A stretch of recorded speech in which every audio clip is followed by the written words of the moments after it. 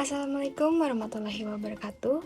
Perkenalkan, nama saya Fauzai Zatiapsa dari jurusan Bimbingan dan Konseling Masem University dengan nomor NIM 215509011. Nah, di sini saya akan menjelaskan sedikit tentang proses konseling menggunakan teknik scaling question. Nah, apa sih teknik scaling question itu? Simak video selanjutnya. Nah, jadi apa sih teknik scaling question itu? Nah, jadi teknik scaling question itu adalah teknik yang membantu konselor dan konseli dalam masalah yang tadinya terlihat kompleks menjadi lebih tampak terlihat konkret atau nyata. Nah, dalam proses konseling ini juga menggunakan metode skala. Nah, penskalaan ini merupakan pendekatan perilaku yang bertujuan untuk pada proses konseling tersebut. Dan saat ini sebagian besar dilakukan pada proses konseling singkat yang berfokus pada solusi, karena pikiran, perasaan, perilaku klien tidak selalu realistis. Pertanyaan penskalaan juga menyediakan cara untuk beralih dari konsep yang lebih abstrak menuju tujuan yang dapat dicapai. Misalnya, ketika konselor dapat mengatakan pada skala 1-10, di mana 1 mewakili hal terburuk yang bisa terjadi dan 10 mewakili hal terbaik yang bisa terjadi. Pertanyaan penskalaan juga dapat membantu klien menetapkan tugas yang memungkinkan mereka pindah ke nomor urut berikutnya. Dengan cara ini, penskalaan dapat membantu mengukur kemajuan klien dari waktu ke waktu. Teknik scaling juga memberikan klien rasa kontrol dan tanggung jawab untuk konseling mereka, karena teknik scaling ini membantu klien menentukan tujuan untuk perubahan serta mengukur kemajuan mereka dalam mencapai tujuan tersebut. Scaling question ini memungkinkan konseli untuk lebih memperhatikan apa yang mereka telah lakukan dan bagaimana mereka dapat mengambil langkah yang akan mengarahkan pada perubahan-perubahan yang mereka inginkan.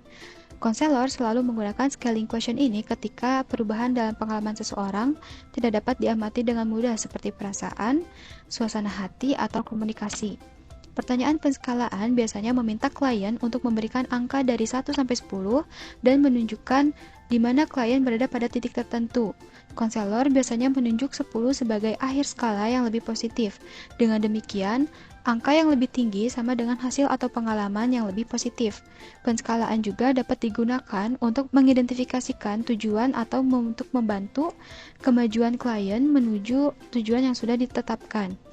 Klien dapat mengidentifikasikan tujuan dengan mengidentifikasi indikator perilaku spesifik yang menandakan bahwa mereka telah mencapai skala 10. Setelah tujuan yang ditetapkan, teknik penskalaan dapat digunakan untuk membantu klien bergerak ke arah mencapai tujuan. Setelah klien mengidentifikasi di mana dia berada pada skala 10, berarti dia telah mencapai tujuan.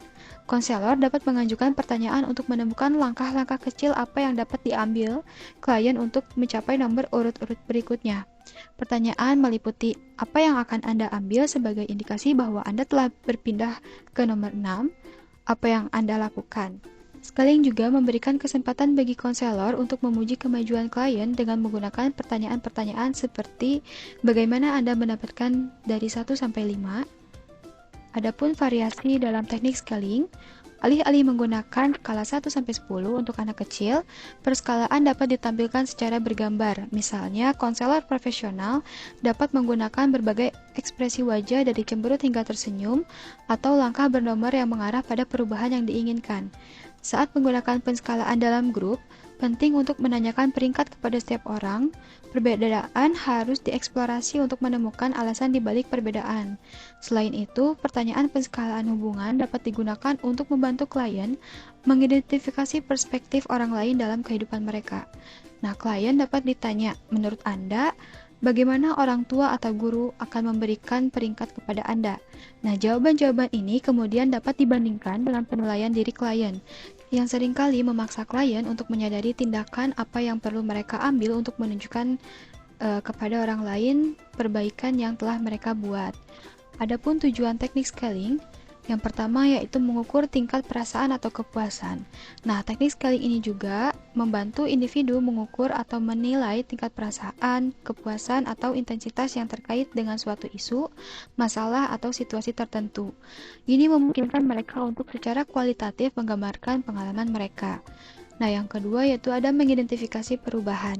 Scaling question juga dapat digunakan untuk melacak perubahan seiring berjalannya waktu, dengan memberikan penilaian sebelum dan setelah terapi konseling. Konselor atau terapis dapat mengukur apakah terapi tersebut efektif dalam menghasilkan perubahan yang positif, dan yang ketiga yaitu ada mengarahkan pemikiran dan refleksi. Pertanyaan skala dapat membantu individu merenungkan perasaan dan pemikiran mereka dengan lebih mendalam. Ini dapat membantu mereka memahami lebih baik diri mereka sendiri dan situasi yang mereka hadapi. Nah, yang keempat yaitu ada memberi panduan untuk tindakan. Hasil dari scaling question dapat memberikan panduan tentang tindakan yang harus diambil jika individu memberikan penilaian tinggi terhadap sesuatu. Ini mungkin menunjukkan bahwa itu adalah area yang perlu diberi perhatian lebih lanjut atau bahwa itu adalah sumber kepuasan. Nah, yang kelima yaitu ada mengukur kecemasan atau stres. Dalam konteks kesehatan mental, scaling question ini juga dapat digunakan untuk mengukur tingkat kecemasan stres atau depresi yang dialami oleh individu. Ini dapat membantu konselor atau terapis dalam mengidentifikasi masalah dan merencanakan intervensi yang sesuai. Jadi, kesimpulannya yaitu teknik scaling question membantu dalam proses evaluasi dan pengukuran yang mendalam serta membantu individu dan profesional kesehatan mental dalam bekerja sama untuk mengatasi masalah, mencapai tujuan, dan merencanakan tindakan selanjutnya dalam proses konseling atau terapi.